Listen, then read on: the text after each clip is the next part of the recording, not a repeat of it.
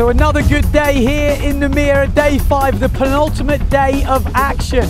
They were forecasting strong winds, but it didn't actually kick in that early. It took a while to get going, but when it came in, it was looking good. Let's start off with the ladies. Well, to be honest, they were really keen to get going. And there was actually 3 premature starts, and we had 3 of the big names go over. In the first one, it was Sarah Kita Offringer, we had Les Cardo, the local, and we had Guy Bardot. So that left the door open for Delphine Coussin and Lena Erdel to really stamp their authority with a first and a second in that. I mean, it's all about those top 3 girls. They're the ones fighting for podium places.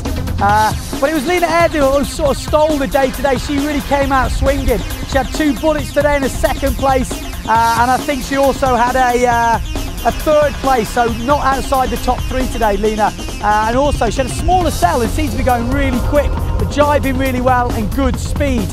Sarah Kita, not a bad day for her, but with that PMS, a 12th position, 3rd, 2nd and 3rd, so no wins for her today, which was a surprise. Delphine Coussin, very solid day for her. She won the first race, a 4th, and then a 1st and a 2nd, when she was having some good battles with Sarah Kita, and she always seemed to get the upper hand.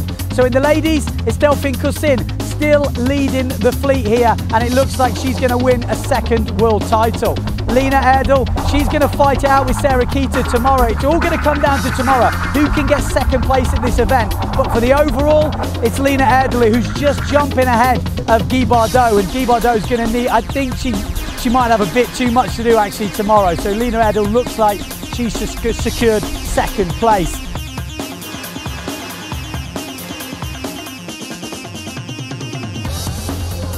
In the men, this race is absolutely crazy. The world title is fully on the line. Cyril Moussamani, Antoine Albo. As you know from yesterday, Antoine Albo went ahead in that title race. Today, he was looking in fine form, and Cyril Moussamani didn't make a final, his winner's final, for the first time this competition. Albo won it. So it was definitely advantage Albo, and I think a few people were writing Cyril Moussamani off. But come the 2nd elimination, that's where it all swung round. In the quarterfinals, Albo had an early scare, which should have, made him look around.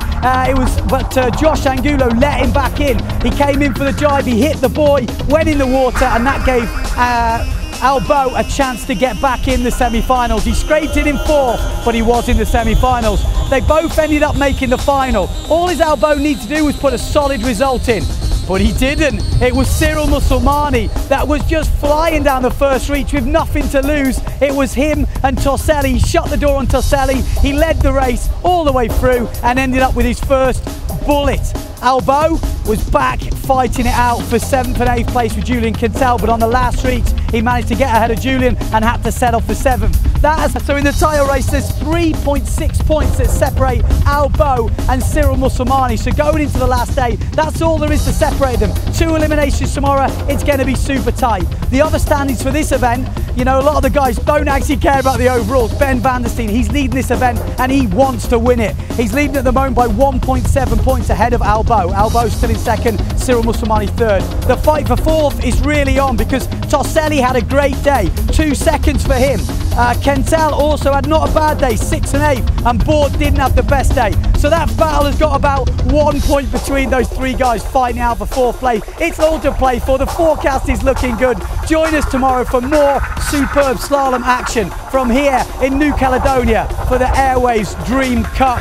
You don't want to miss it.